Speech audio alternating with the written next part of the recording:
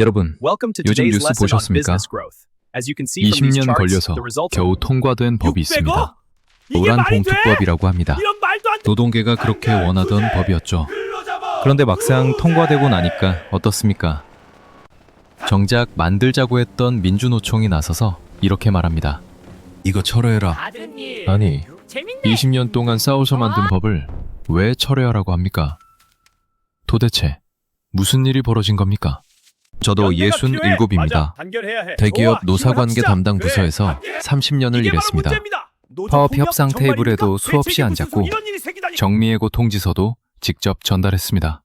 1997년 IMF 당시 저는 그 현장 한복판에 있었습니다. 지금은 은퇴해서 작은 노동경제연구소를 운영하며 중소기업 사장님들과 노조분들의 상담을 해드리고 있습니다. 요즘 상담실에 오시는 분들을 보면 양쪽 다 불안해하십니다. 노조는 교섭권을 빼앗길까봐, 사장님들은 회사가 망할까봐 두려워하십니다. 이 이야기가 여러분의 사업과 일자리를 지키는 데 도움이 된다면 구독과 좋아요로 함께 해주십시오. 그리고 지금 여러분이 회사를 운영하고 계십니까? 아니면 노조원이십니까? 이 법이 여러분에게 어떤 영향을 줄 것 같으십니까? 댓글로 남겨주시면 제가 직접 조언해드리겠습니다. 자, 지금부터 노란봉투법을 둘러싼 4가지 숨겨진 진실을 말씀드리겠습니다. 먼저 첫 번째 진실입니다. 대한민국 국민 10명 중 9명이 노란봉투법이 뭔지 모릅니다. 제가 지난달 상담실에서 만난 분들 20명에게 물어봤습니다. 노란봉투법이 뭔지 아십니까? 18명이 모른다고 했습니다. 한 분은 택배 관련법 아닙니까? 라고 물으셨습니다. 또 한 분은 노란봉투에 뭔가 넣어주는 법인가요? 라고 하셨습니다. 이게 현실입니다. 20년 동안 싸워서 만든 법인데 정작 국민들은 그 내용을 모릅니다. 왜 이렇게 됐을까요? 언론도 제대로 설명하지 않았고 정치권도 쉽게 풀어서 말하지 않았습니다. 그냥 노동자를 보호하는 법이라거나 기업에 부담 주는 법이라는 식으로만 이야기했습니다. 그럼 노란봉투법이 정확히 뭡니까? 쉽게 설명드리겠습니다. 이 법은 크게 2가지를 담고 있습니다. 첫째, 원청기업의 책임을 확대하는 겁니다. 지금까지는 어떻습니까? 삼성전자가 하청업체 직원들의 임금이나 노동 조건에 책임이 없었습니다. 우린 직접 고용한 게 아니니까 모른다. 이렇게 빠져나갔죠. 노란봉투법은 이걸 막으려는 겁니다. 하청 직원들도 실제로는 네가 부리는 거 아니냐? 그럼 임금 협상 테이블에 같이 앉아라. 이런 취지입니다. 둘째, 파업했을 때 기업이 청구하는 손해배상을 제한하는 겁니다. 지금까지는 어떻습니까? 노조가 파업하면 기업이 천문학적인 손해배상을 청구합니다. 2019년 택배노조 파업배는 어땠습니까? 기업이 600억 원을 청구했습니다. 2013년 철도노조 파업 때는 300억 원이었습니다. 노조원 한 명당 몇 천만 원씩 떠안게 됩니다. 평생 갚아도 못 갚을 돈입니다. 그러니까 파업을 못하는 거죠. 노란봉투법은 이런 과도한 손해배상을 제한하자는 겁니다. 들으면 괜찮은 법 같지 않습니까? 노동자를 보호하고 파업의 자유를 보장하는 법입니다. 그럼 왜 민주노총이 철회하라고 합니까? 여기에 2번째 진실이 숨어 있습니다. 2번째 진실을 말씀드리기 전에 제가 1998년에 겪은 일을 하나 말씀드리겠습니다. 당시 저는 회사 노사관계 담당이었습니다. IMF 직후였습니다. 회사가 정리해고를 해야 했습니다. 노조와 협상을 했습니다. 본사노조, 공장노조, 협력업체 노조까지 3개 노조가 따로따로 있었습니다. 협상 테이블이 3개였습니다. 같은 이야기를 3번 반복해야 했습니다. 본사 노조는 우리 조합원만 보호하면 된다고 했습니다. 공장 노조는 우리는 생산직이니까 더 보호받아야 한다고 했습니다. 협력업체 노조는 아예 협상 테이블에 못 앉았습니다. 너희는 우리 직원이 아니니까 우리가 책임질 수 없다. 이렇게 됐습니다. 결국 어떻게 됐는지 아십니까? 협력업체 직원들이 제일 먼저 잘렸습니다. 300명이 하루아침에 일자리를 잃었습니다. 본사 직원들은 200명 중에 50명만 정리해고됐습니다. 공장 직원들은 100명 중에 20명만 잘렸습니다. 제일 약한 사람들이 제일 먼저 희생됐습니다. 왜 이런 일이 벌어졌을까요? 노조가 여러 개로 쪼개져 있었기 때문입니다. 각자 자기 조합원만 챙겼습니다. 전체를 보는 사람이 없었습니다. 노란봉투법이 20년 걸린 이유가 바로 여기에 있습니다. 1999년부터 이 법안이 처음 논의됐습니다. 노동계는 원청기업의 책임을 확대하자고 주장했습니다. 재계는 그럼 우리가 다 책임져야 하냐며 반대했습니다. 정치권은 표를 계산했습니다. 노조원이 몇 명인가, 기업인이 몇 명인가 따졌습니다. 그러다 보니 20년이 흘렀습니다. 그 사이에 현장은 어떻게 됐을까요? 비정규직이 늘었습니다. 2000년에는 전체 노동자의 27%였습니다. 지금은 36%입니다. 하청 노동자는 2000년에는 100만 명이었습니다. 지금은 300만 명입니다. 원청 직원은 줄고 하청 직원은 늘었습니다. 왜 그럴까요? 기업이 책임을 피하려고 했기 때문입니다. 제가 근무하던 곳에서도 똑같았습니다. 2005년쯤이었습니다. 본사 직원 채용을 중단했습니다. 대신 협력업체를 늘렸습니다. 같은 일을 하는데 누구는 정규직이고 누구는 비정규직이었습니다. 같은 공장에서 일하는데 월급이 2배 차이 났습니다. 이게 정의로운 겁니까? 노란봉투법은 바로 이 문제를 해결하려고 만든 겁니다. 20년 동안 쌓인 불공정을 바로잡으려고 한 거죠. 그런데 막상 법이 통과되고 나니까 문제가 생겼습니다. 세 번째 진실입니다. 세 번째 진실은 시행령에 있습니다. 법은 국회에서 만듭니다.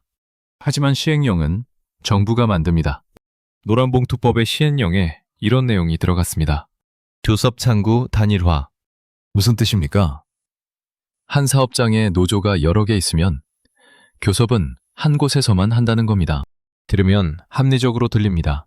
노조가 5개면 협상을 5번 해야 합니까? 비효율적이죠. 그래서 노조끼리 대표를 정해라. 그 대표가 회사와 협상해라. 이렇게 하자는 겁니다. 문제는 뭡니까? 대표를 어떻게 정하느냐입니다. 조합원 수로 정합니다. 조합원이 제일 많은 노조가 대표가 됩니다. 그럼 하청노조는 어떻게 됩니까? 하청노조는 조합원 수가 적습니다. 원청노조가 500명이면 하청노조는 100명입니다. 그럼 원청노조가 대표가 됩니다. 하청노조는 교섭 테이블에 못 앉습니다. 의견을 낼 수가 없습니다. 바로 이겁니다. 민주노총이 철회하라고 하는 이유입니다. 법은 만들어졌는데 시행령이 법을 무력화시킨다. 이렇게 주장하는 겁니다. 원청 책임을 확대한다고 해놓고 정작 하청 노조의 목소리는 막아버린다. 이런 거죠. 지난주 상담실에 53세 하청업체 노조 간부가 찾아왔습니다. 청을 최간부라고 하죠.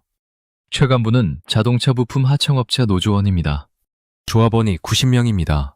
원청 자동차 회사 노조는 조합원이 600명입니다. 최간부가 저한테 이렇게 말했습니다.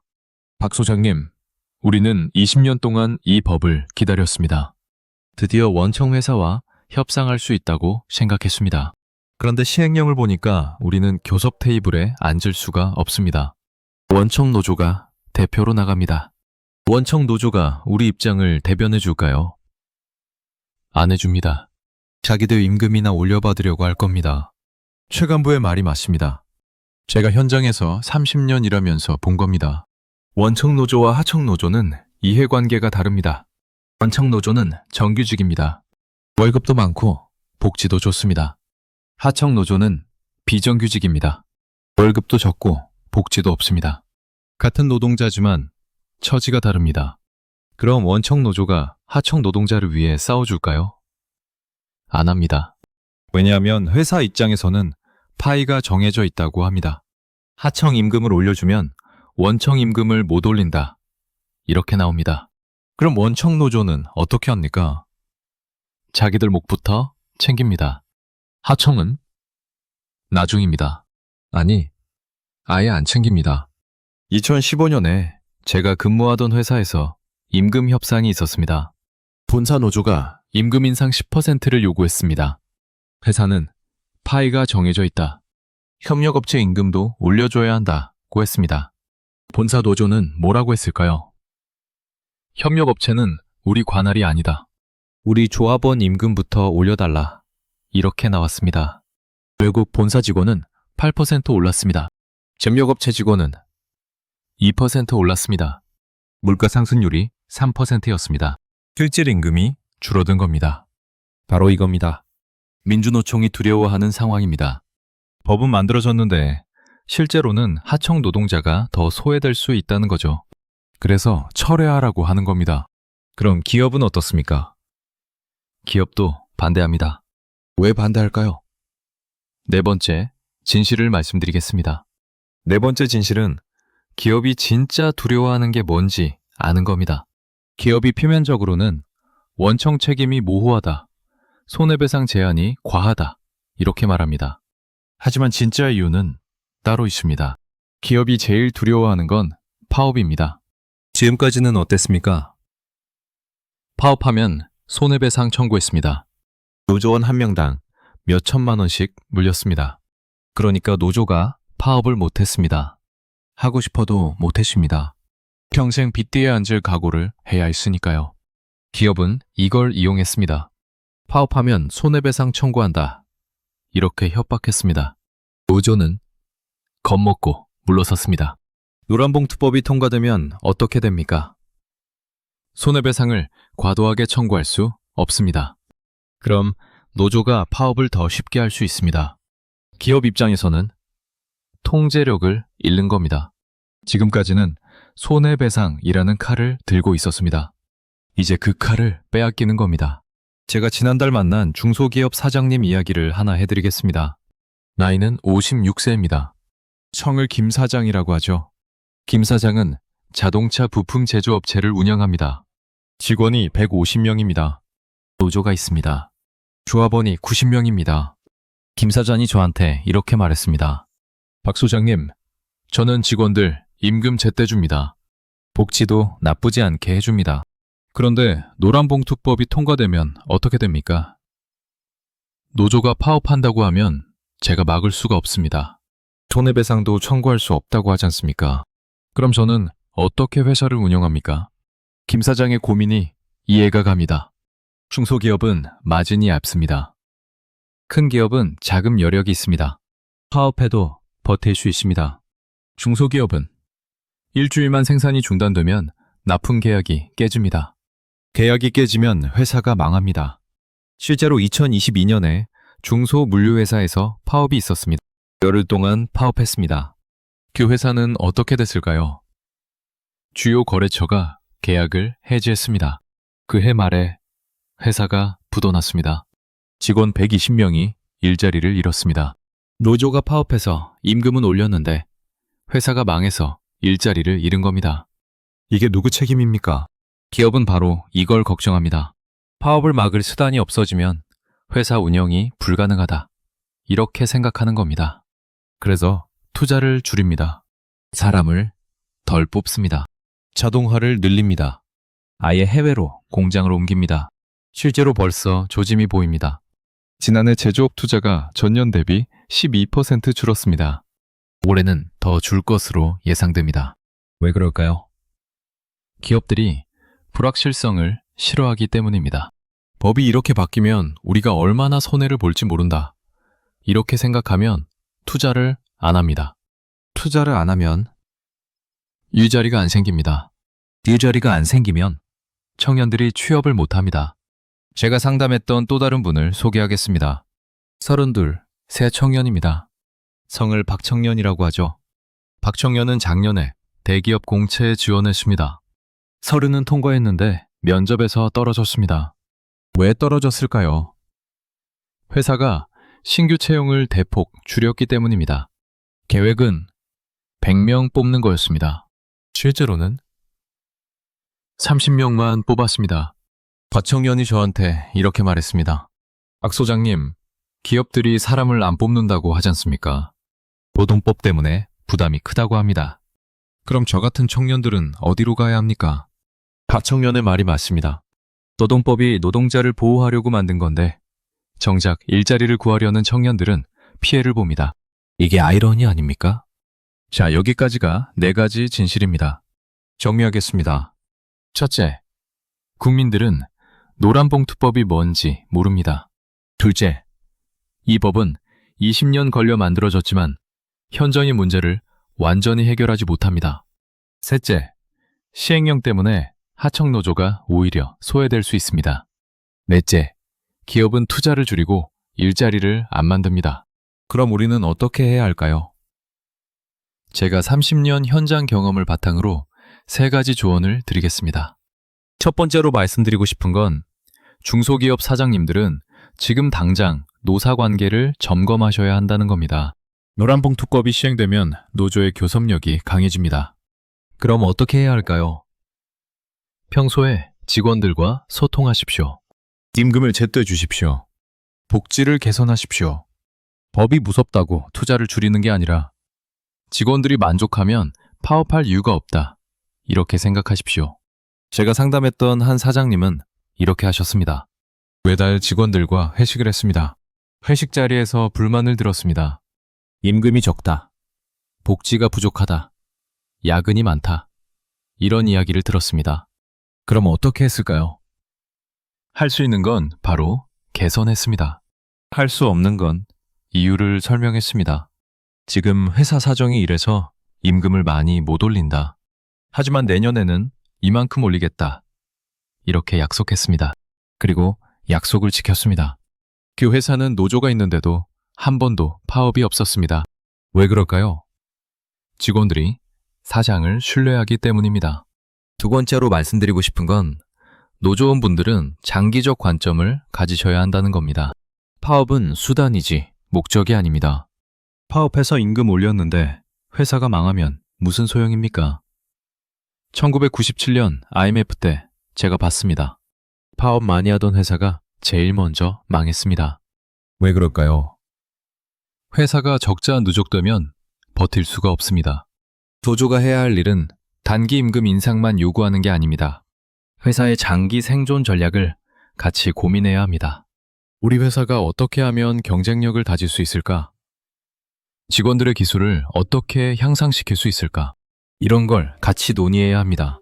그래야 회사도 살고 직원도 삽니다. 독일이 왜 제조업 강국입니까? 노사가 협력하기 때문입니다. 독일 기업에는 노동이사 제도가 있습니다.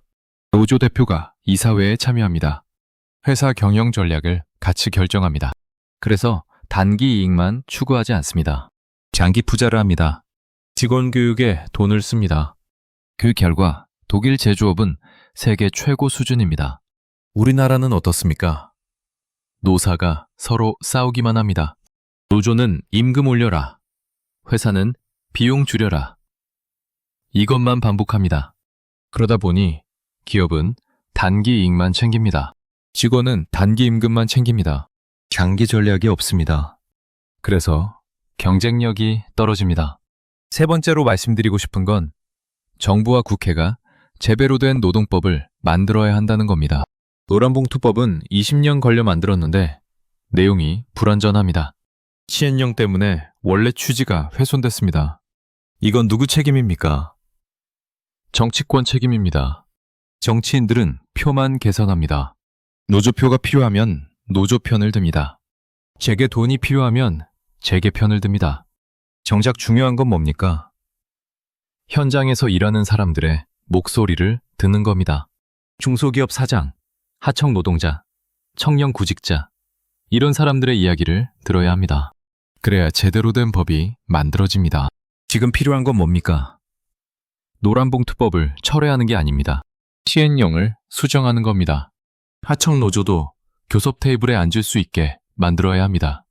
동시에 중소기업 부담을 줄여줘야 합니다. 대기업만 규제할 게 아니라 중소기업에는 유예 기간을 주거나 지원책을 마련해야 합니다. 이게 현실적인 방법입니다. 다시 한번 말씀드립니다. 노란봉투법은 20년 걸려 만들어졌지만 완벽하지 않습니다. 노조도 불만이고 기업도 불만입니다. 이건 법 자체가 문제가 아니라 우리 사회가 노사 문제를 대하는 방식이 잘못됐기 때문입니다. 1997년 IMF 당시 살아남은 기업들이 있었습니다. 그들은 특별한 기업들이 아니었습니다. 단지 노사가 협력했던 기업들이었습니다. 위기 앞에서 우리 다 같이 임금 삭감하자. 회사 살리고 나중에 보상받자. 이렇게 합의했던 기업들이 살아남았습니다. 반대로 무너진 기업들도 있었습니다. 위기 앞에서도 노사가 서로를 불신하며 싸우기만 했던 기업들이었습니다. 오늘 이 이야기를 듣는 여러분은 이제 선택해야 합니다. 노사가 계속 싸울 것인가?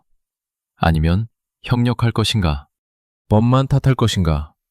아니면 현장에서 해결책을 찾을 것인가? 내일 아침부터 작은 행동 하나만 바꿔보십시오. 사장님이시라면 직원 한 명과 커피 한 잔 마시며 대화해 보십시오. 노조원이시라면 회사 경영 상황을 한번 들여다보십시오. 정치인이시라면 현장 목소리를 직접 들으러 가십시오. 그 작은 변화가 우리 노사 관계를 바꿀 수 있습니다.